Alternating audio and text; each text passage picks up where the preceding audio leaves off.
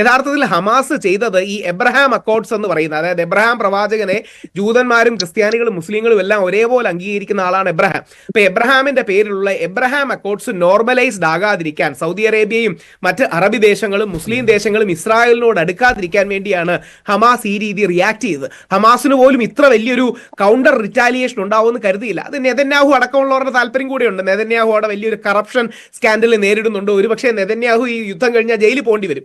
ഇപ്പോൾ നെതന്യാഹുവിനുള്ള ഒരു പവർ വെച്ചാണ് നെതന്യാഹു അവിടെ നിൽക്കുന്നത്. അതുകൊണ്ടാണ് പരമാവധി ഈ വാർ കൂട്ടാനായിട്ട് നെതന്യാഹു തന്നെ ശ്രമിച്ചുകൊണ്ടിരിക്കുന്നത്. കാരണം അദ്ദേഹത്തിന് ഈ വാർ ഉണ്ടെങ്കിലേ അദ്ദേഹത്തിന് നിലനിൽപ്പുള്ളൂ. ഇല്ലെങ്കിൽ ഇസ്രായേൽ കേരളത്തിൽ ഈ ഹമാസിനും ഹിസ്ബുള്ളിലേക്ക് കിട്ടുന്ന വീരാരാധന അതിനെ ന്യായീകരിക്കുന്നുണ്ടോ ഇല്ലയോ? അവിടെയാണ് ഒരു വരി കൂടി പറയാൻ. രണ്ട്, നമ്മൾ എന്നും പാലസ്തീനിയൻ ജനതയ്ക്കൊപ്പമാണ്. നമ്മൾ അങ്ങനെ തന്നെ ആകണം. ഇസ്രായേലികളും നമ്മുടെ സഹോദരങ്ങളാണ്, പാലസ്തീനിയൻ നമ്മുടെ സഹോദരങ്ങളാണ്. പക്ഷേ ഹമാസിനൊപ്പമാണോ? അല്ല, അവിടെയാണ്. പക്ഷെ ഹമാസ് അല്ല, അത് ഹമാസ് അല്ല. പാലസ്തീനിയൻ ജനത എന്ന് പറഞ്ഞാൽ അവിടെ പാലസ്തീനിയൻ ലിബറേഷൻ അതോറിറ്റി ഉണ്ട്, അല്ലെങ്കിൽ മുമ്പ് യാസർ അറാഫത്ത് അടക്കമുള്ളവരുണ്ടായിരുന്നു. ഹമാസ് പലപ്പോഴും എടുക്കുന്നത് എക്സ്ട്രീം സ്റ്റാൻഡുകളാണ്. ആയുധം ഒരിക്കൽ എടുത്തു കഴിഞ്ഞാൽ പിന്നീട് അതൊരു എക്സ്ട്രീമിസ്റ്റിലേക്ക് പോകും. നമുക്കിത് ഇസ്രായേലുമായിട്ട് ഇക്വേറ്റ് ചെയ്യാൻ കഴിയാത്തതിന്റെ കാര്യം, ഇസ്രായേൽ ഒരു ദേശരാഷ്ട്രമാണ്. ശരിയാണെങ്കിലും തെറ്റാണെങ്കിലും ഒരു ദേശരാഷ്ട്രമാണ്.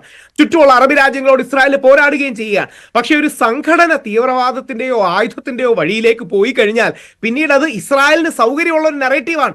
ഇസ്രായേലിലെ റൈറ്റ് വിംഗ് പാർട്ടീസ് കൂടുതൽ ഹോക്കിഷ് ആകുകയും പ്രശ്നമാകുകയും ചെയ്യും. യഥാർത്ഥത്തിൽ ഒരു വരിയും കൂടെ പറഞ്ഞ് അവസാനിപ്പിക്കാം. യഥാർത്ഥത്തിൽ മിഡിൽ ഈസ്റ്റിന് വേണ്ടത്, നമ്മുടെ മധ്യപൂർവേഷ്യയ്ക്ക് വേണ്ടത് ഒരു മുസ്ലിം മഹാത്മാഗാന്ധിയാണ്. പാലസ്തീന്റെ വിമോചനത്തിനും അതോടൊപ്പം ഒരു 2 സ്റ്റേറ്റ് സൊല്യൂഷനും. ഹമാസിനും ഹിസ്ബുള്ളിലേക്കും കിട്ടുന്ന ഈ വീരാരാധന അതിന് പിന്നിൽ എന്താണെന്നാണ് താങ്കൾ കരുതുന്നത്? അല്ല, ഞാൻ മഞ്ജുഷ ഒരു വരി ആത്മാർത്ഥമായിട്ട് പറയാം. എന്താ അറിയോ, പിള്ളേർ മരിക്കുമ്പോൾ, അവിടുത്തെ സ്ത്രീകൾ മരിക്കുമ്പോൾ നമ്മുടെ ജനതയിലെ പല ആൾക്കാർക്കും വലിയ വിഷമവും വേദനയും തോന്നും. നമുക്കൊന്നും ചെയ്യാൻ കഴിയാത്തൊരു അവസരം തോന്നും. കാര്യം അവിടുത്തെ പിള്ളേർ മരിക്കുകയല്ലേ, അവിടുത്തെ അമ്മമാർ മരിക്കുകയല്ലേ. അപ്പൊ അത് ചെയ്യുമ്പോൾ ഒരു റിയാക്ഷന്റെ ഭാഗമായി ഈ ഹാർട്ട് ലൈൻ എടുക്കുന്നവർക്ക് ഒരു വീരാരാധന ഉണ്ടാകുന്നതാണ്. അതാണ് അതിന്റെ സത്യം. ഈ ഹാർട്ട് ലൈൻ എടുക്കുന്നവർ അവരുടേതായ ഡിഫൻസിന്റെയോ അല്ലെങ്കിൽ പ്രതിരോധത്തിന്റെയോ ആൾക്കാരെയോ ഒക്കെ കാണുന്നതിന്റെ റീസൺ അതാണ്. അവിടെയാണ് ഇതിൽ ഒരു മോഡറേറ്റ് മിഡിൽ ഗ്രൗണ്ട് നമുക്ക് എടുക്കാൻ കഴിയുന്നത്. ലോകം ഇതാ നോക്കുന്നത്. അതായത് എങ്ങനെയാണ് ഈ മധ്യപൂർവേഷ്യയിലെ ഇസ്രായേൽ പാലസ്തീൻ വിഷയം സോൾവ് ചെയ്യുക, ജെറുസലേം ഒരു അന്താരാഷ്ട്ര സിറ്റിയായി നിലനിർത്തുക, 2 സ്റ്റേറ്റ് സൊല്യൂഷൻ ഉണ്ടാകുക. യഥാർത്ഥത്തിൽ ഈ നമ്മൾ രണ്ടുപേരെയും, ഇന്ത്യയുടെ പ്രാധാന്യം കൂടെ പറഞ്ഞ് അവസാനിപ്പിക്കാം. ഇന്ത്യയുടെ പ്രാധാന്യം നമുക്ക് രണ്ടുപേരെയും സപ്പോർട്ട് ചെയ്യാൻ കഴിയണം. പാലസ്തീൻ സഹോദരങ്ങളെ സപ്പോർട്ട് ചെയ്യാൻ കഴിയണം, ഇസ്രായേലി സുഹൃത്തുക്കളെ സപ്പോർട്ട് ചെയ്യാൻ കഴിയണം. ലോകത്ത് അങ്ങനെ ബാലൻസ് കൊണ്ടുവരാൻ സാധിക്കുന്ന നമ്മളാണ്. അതോടൊപ്പം ഒരു കാര്യം കൂടി, വാര്യംകുന്നത്ത് കുഞ്ഞഹമ്മദ് ഹാജി നമ്മുടെയാണ്, അല്ലെങ്കിൽ വാര്യംകുന്നത്ത് നമ്മുടെയാണ്, വീരസവർക്കറും നമ്മുടെയാണ്. വീരസവർക്കർ നമുക്ക് വേണ്ടി 11 വർഷം ജയിലിൽ കിടന്ന വ്യക്തിയാണ്. വാര്യംകുന്നൻ നമുക്ക് വേണ്ടി വെടിയേറ്റ് മരിച്ച ബ്രിട്ടീഷുകാർക്കെതിരെ കലാപം ഉയർത്തിയ വ്യക്തിയാണ്. ആലി മുസ്ലിയാരെ പോലുള്ളവർ ഗാന്ധിയുടെ മാർഗത്തിൽ, മഹാത്മാഗാന്ധിയുടെ മാർഗത്തിൽ എല്ലാവരെയും ഒന്നിപ്പിക്കാൻ ശ്രമിച്ചതാണ്. ഒരുപാട് പേരുടെ ഭാഗത്തു നിന്ന് അങ്ങോട്ടും ഇങ്ങോട്ടും ഒക്കെ തെറ്റ് വന്ന് കാണും. ശരി, അപ്പോൾ അപാകത ഇല്ല എന്നാണ് താങ്കൾ പറയുന്നത് അല്ലെ? ഈ ഹമാസിന്റെയും ഹിസ്ബുള്ളിയുടെയും നേതാക്കളുടെ പടം ഉയർത്തിക്കാട്ടിയതിൽ അപാകത ഇല്ല. കേരളത്തിൽ വീരാരാധന എന്ന് പറയുന്നത് ഈ ഗാസയിൽ കുട്ടികളടക്കമുള്ളവർ മരിച്ചു വീഴുന്നതിനോടുള്ള സിമ്പതിയാണ്. അങ്ങ് തെറ്റിദ്ധരിപ്പിക്കരുത്. ഹമാസിന്റെ നേതാക്കളുടെ ചിത്രം ഉയർത്തുന്നത് ശരിയല്ല.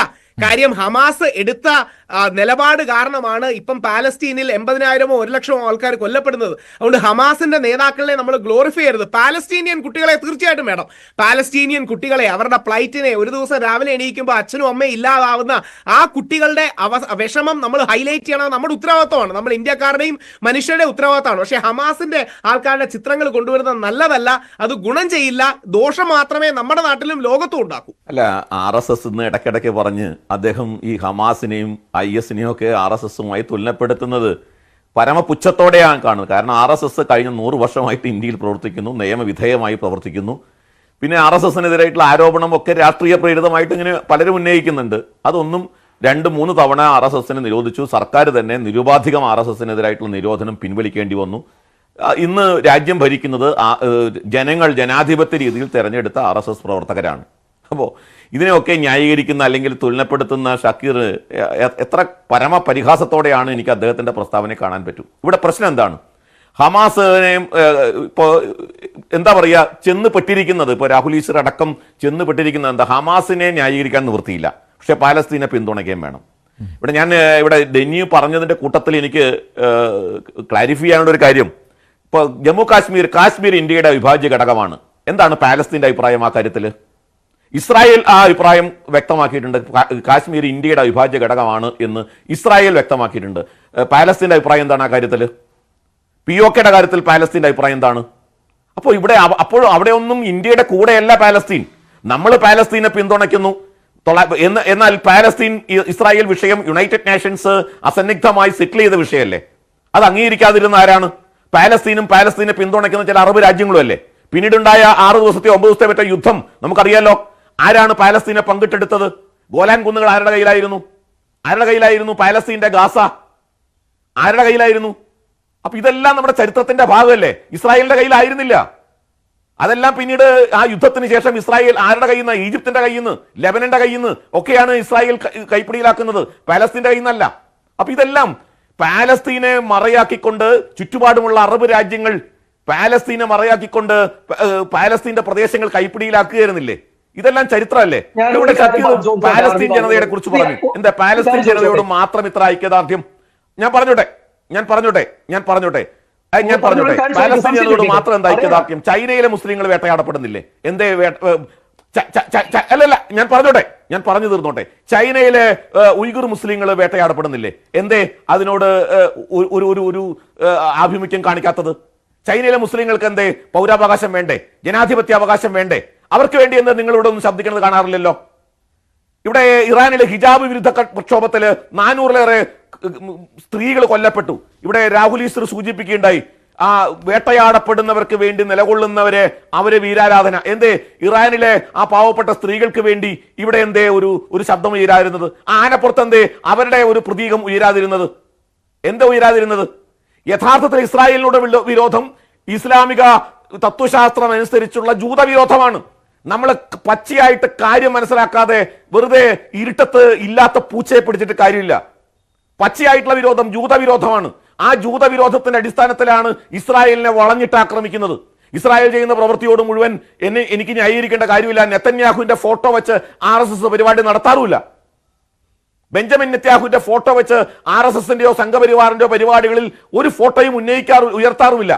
പക്ഷെ പ്രശ്നത്തെ നമ്മൾ അടിസ്ഥാനപരമായി വിലയിരുത്തുമ്പോൾ മനസ്സിലാക്കാൻ സാധിക്കുന്നത് എന്താ?